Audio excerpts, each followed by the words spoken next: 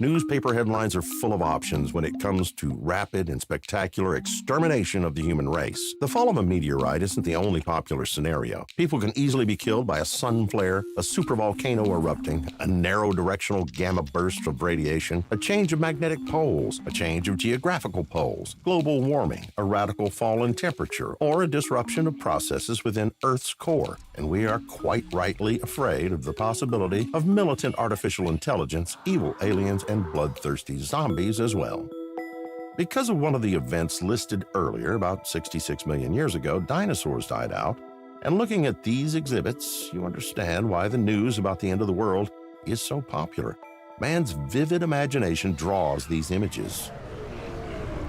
But the Stone Age was long ago replaced by the age of information technology. Today, in a powerful, seemingly endless stream of data, important news is often drowned out. For example, the astrophysicist Lawrence Krauss knows perfectly well that the future of our planet is not very optimistic, but there's no reason to worry. In 5 billion years, the sun will become a red giant. It will increase in size. Earth will be inside this, well, new star, and you and I will literally be roasted. It is after such statements that all these questions arose among people about what to do and where to hide. But the thing is, there's no point in running. The point is, none of these things will happen while we are alive. We're talking about hundreds of millions of years in the future. And the real question is whether we will manage to live that long on Earth without destroying it ourselves, for example, with nuclear weapons. We need to think more about how to communicate with our planet and the technologies we create, and only then concern ourselves with such space disasters. If you think about it, the real threat to humanity is humanity itself. After all, as history shows, the instinct of self-preservation often fails. During the Cold War, there were about 60,000 nuclear warheads in the world. Today, as a result of disarmament, the number has become many times smaller, but an average capacity of 20 kilotons and an average damage radius of 3 miles, even that arsenal could be enough to destroy 3,500,000 square miles. For comparison, the area of Russia is almost twice that size. Of course, there are very loose calculations. It all depends on the type of bombs, their capacity, and the numbers used, but this information is protected as state secrets. In addition, the consequences of radioactive contamination can't be calculated at all. And still, even in this case, public fears are sometimes strongly exaggerated. Here's a fragment from the program Hazard. The presenter, Alexandra Korvenchenko, is walking around the territory of the Semipalatinsk test site. In this place, only half a century ago, 616 nuclear shells were dropped. In general, if World War III starts, it will be a global catastrophe, of course, but not the end of the world. Although, it is quite likely that after, the world will never be the same. Half a century ago, the USSR and the United States were calculating the possible fallout, excuse the pun, if the war between the two were to stop being cold. This is when the concept of nuclear winter emerged.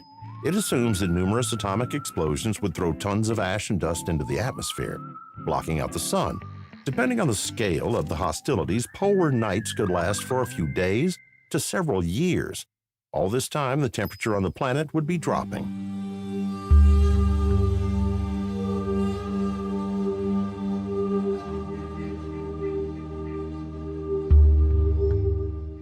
If nuclear war takes place in the warmer months, the highly continental late autumn is a great illustration of a nuclear winter. The weather will be exactly like this in the middle of July. The sky will always be cloudy due to a lack of sunlight, and the amount of precipitation will decrease, which will eventually disrupt nature's water cycle. Simply speaking, a global climate catastrophe such as this would be a serious challenge for agriculture and the biosphere as a whole. But don't forget that this is just a hypothesis, though it's been confirmed by mathematical calculations. Perhaps the physicist Albert Einstein spoke most honestly on this topic. He said something along the lines of, "I know not with what weapons World War III will be fought, but World War IV will be fought with sticks and stones." However, there is an opinion that this change will benefit mankind.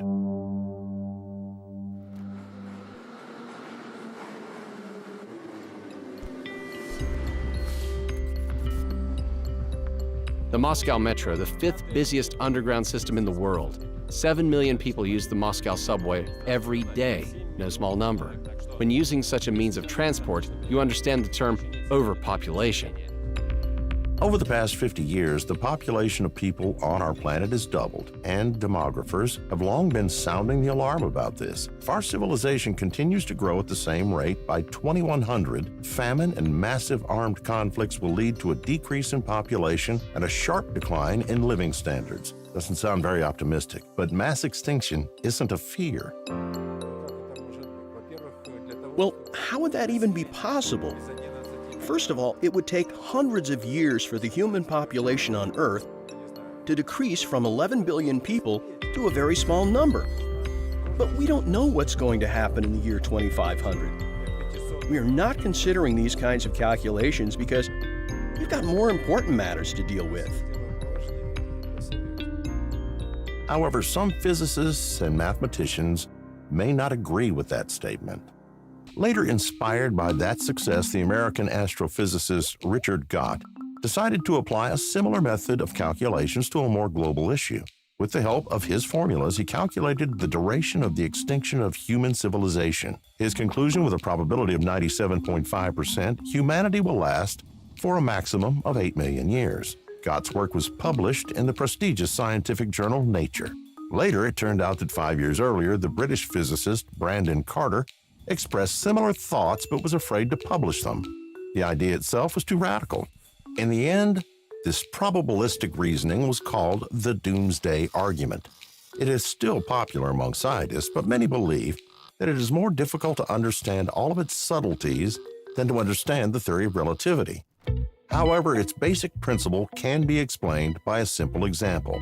You will need two identical-looking boxes, one of which has 10 balls inside, numbered from 1 to 10, and the other with 1,000 numbered balls.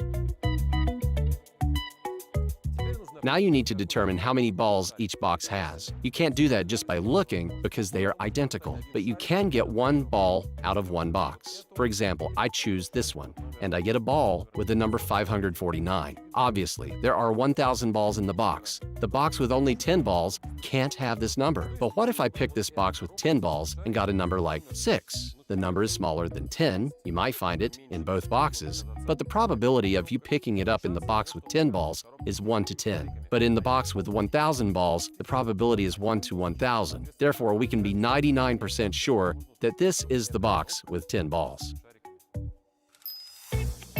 And now imagine that the boxes are different options for the development of our civilization in the future, and the numbered balls are people. Option 1, humanity will live for a long time, and throughout its whole history, 200 trillion people will have been born. Option 2 is less optimistic. Humanity will cease to exist when the number of all people ever born will have reached 200 billion. According to anthropologists, about 100 billion people have already been born in the history of our civilization, and each of them, like the ball with the number 6, is a random sample of all the people who have ever lived. And in that case, there is a very slim chance to choose a person with a number from 1 to 100 billion out of the box with 200 trillion in it. It turns out the second option suits us much better. In this case, the odds are 50%. That is either we are very lucky to be born at the very beginning of the history of mankind, or this story will not actually be very long. It all seems very strange and complicated, but in fact, it is what it is. You know, it took me about 2 days to figure it all out, and I still have a strong feeling that I still haven't figured it out completely. Well, actually, Brandon Carter himself, one of the creators of the doomsday argument, once told me that when he first started explaining it to his colleagues, they thought he was drunk. And that was very harsh on their part, considering Carter is a member of the Royal Society in Britain, a very respected mathematician and cosmologist. Well, the thing is, if you want to understand the doomsday argument, you have to deal with probability theory first. And it's not just, I've been thinking about it for 2 years and eventually decided it's time to finish. Otherwise, I'll go crazy. It's very confusing. The Canadian philosopher John Leslie wrote a book about the doomsday argument. His predictions are also not very optimistic, and they're a popular point of view in the scientific community. I think the risks are very high. Sir Martin Rees, a very respected British scientist, estimated the chances of surviving the next 100 years at 50%. Stephen Hawking expressed similar opinions, and the well-known computer expert Bill Joy as well. Is everything so bad then? I think we should consider all these opinions and the doomsday argument itself as a kind of magnifying glass when we talk about the risks of extinction. This makes it possible to draw attention to really important topics. For example, we usually think that the risk of a nuclear war is very small, but given the doomsday argument and its predictions, one can consider the risk of such a war more seriously. It doesn't seem so improbable anymore as other threats. We just need to think about the past more often, without forgetting to think about the future as well.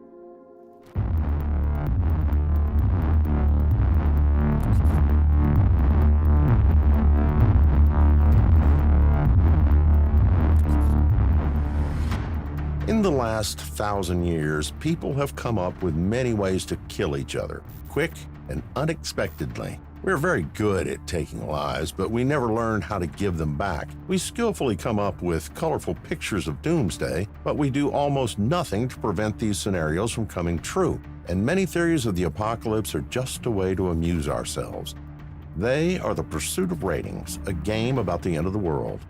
But what do we really know about it? Nothing really. Yes, many films have been made about the end of the world. Many stories have been told, and many books have been written. But oddly enough, most of them wrap up with a happy ending.